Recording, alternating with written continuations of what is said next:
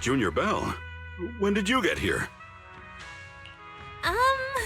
About half an hour ago. You were focused on training, so I didn't want to disturb you. I didn't even notice you were here. Oh, my apologies. I tried my best to stay quiet. Did I wake you up anyway? Nah, I couldn't fall asleep, so I decided to take a walk. Speaking of, why are you training in the middle of the night, Senior Inhu? Well, there's no fancy reason behind it. It's just that I feel myself lacking in terms of training, especially when I see Shifu, Senior Fufu, and Senior Shuyuan excelling in theirs. It's hard to sleep whenever the thought crosses my mind. So after some tossing and turning, I decided to get up and have something to eat. But then I overate the buns and ended up feeling bloated. So that's why I'm here, to train and burn off some of the extra energy. Oh, I thought when you couldn't sleep, your first instinct was to get up and train. Oh no, I'm not that hardworking. However, training is great for self-discipline. Good food fills the belly, and good training nourishes the spirit. Whenever I tune my breathing and become mindful of the shift and flow of the world around, it always calms my restless heart. Why not give it a try, Junior Bell?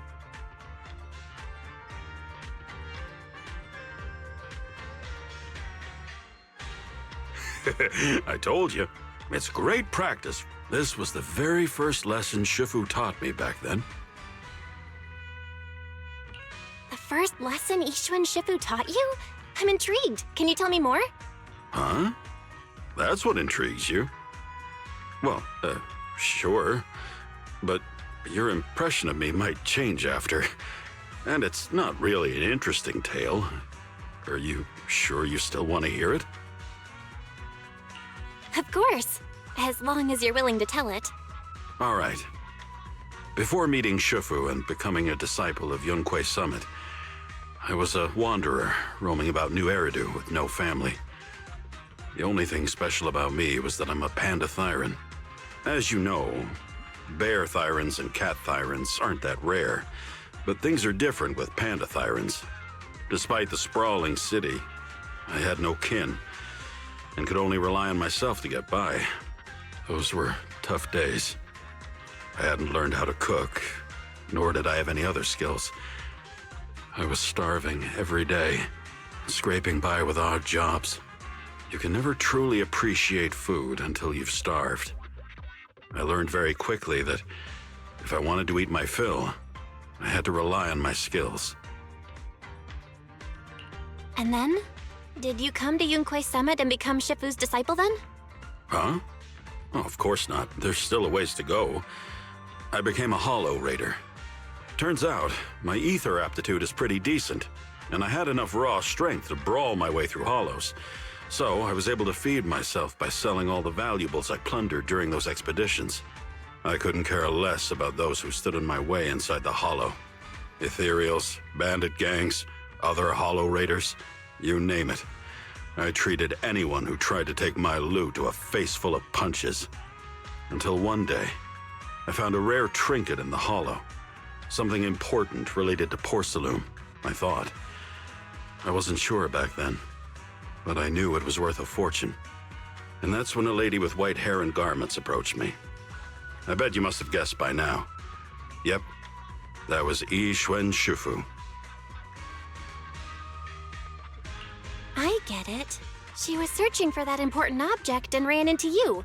So she asked you to hand it over and invited you to join Yunquay Summit for good, right? Huh? Of course not. We're just getting started.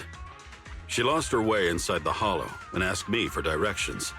But I didn't know that was all she really wanted. I thought she was after my loot. So, I fought her. That was the first time I learned that violence can't solve everything. Especially when you're up against someone much stronger than you. Shifu put me to the floor swiftly. I got it. That's when she recognized the potential in you, then convinced you to become her disciple, right? Huh?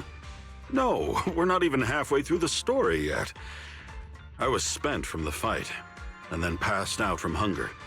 When I came to, she had already taken me out of the hollow. She told me that long-term exposure to ether was causing me to struggle with my inner demons, and that I should do as she said if I wanted to contain the violence within. And then she taught me the training routine I just showed you. I did it in front of her and felt the aggression inside me melt away, as if nothing would anger or upset me again. It was an extraordinary feeling. It made me think that if I clung to my way of life, maybe I'd never experience the wonders of this technique again. That's when you finally joined Yunquay Summit, right? Huh? No, but that's coming up soon. I then asked her if she had any food. After all, my mind was enriched, but my belly was still empty. As much as I was ready to change my ways and become a new panda, I couldn't spare the mental energy while on an empty stomach. And then she told me that Yunquay Summit serves 3 meals a day. So I joined.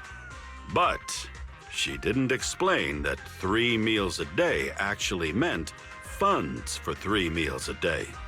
Yunquay Summit didn't even have a proper chef. In the end, I had to learn how to cook and serve everyone anyway. Well, your past is, how should I put it? Filled with twists and turns, or a tangled mess, right? It's all right, because I think so too. But this is much better than the days when I had no one and nothing, isn't it? Without this mess, I wouldn't have become Shifu's disciple, met Senior Fufu and Shu Yuan, and you. I haven't told anyone this chapter of my life so far. It's not that interesting anyway. But for some reason, I just can't say no to your curious gaze. Don't go telling anyone else now. nonsense. I think it's super cool of you to have the courage to change, Signorine Hu. Oh, you're making me blush. Well, I'm feeling tired from training. Why don't we have a midnight snack together? What would you like to eat? I've got you covered.